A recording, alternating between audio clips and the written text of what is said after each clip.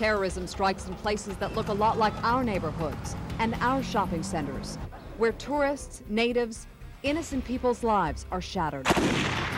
As I crossed the street, the 10 people behind me were blown to bits. Seeing hands, pieces of body, screaming people.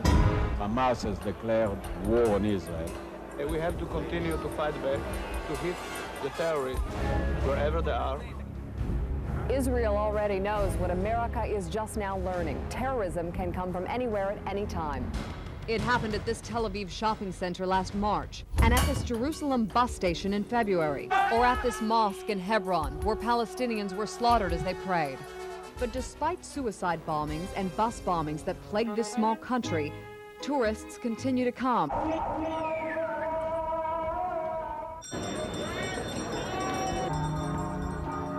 People are drawn to this holy land, birthplace to the world's 3 dominant religions. It's just unbelievable, the aura that this place has, you know, for so many different people.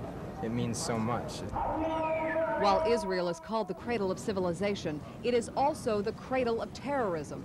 And even through their awe, tourists can't help but notice.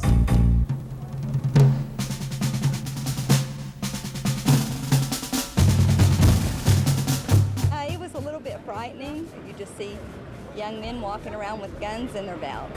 Security is everywhere. At any mall or grocery store, handbags and backpacks are checked. Today, at the same mall that withstood a suicide bomber in March, shoppers pop their trunks for inspection before driving into underground parking lots, and bags are checked by 2 soldiers at each door.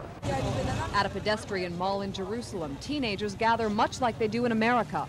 But these teenagers have M16s and the authority to stop anyone randomly to check for identification. In America, we might call it a shakedown. In Israel, it's simple security. It's one of the very uncomfortable things about Israeli society that bothers me every time I see it, but at the same time I understand why it's being done.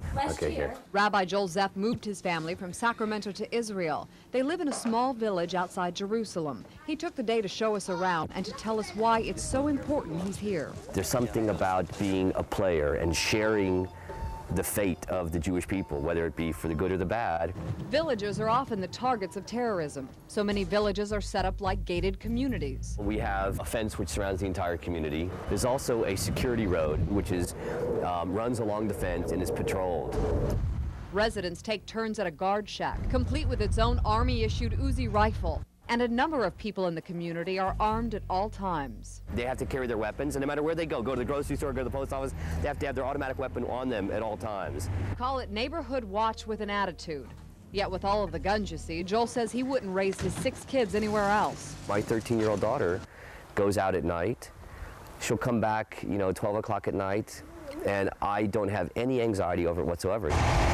Buses are another area of vulnerability.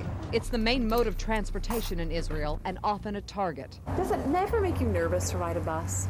Very rarely.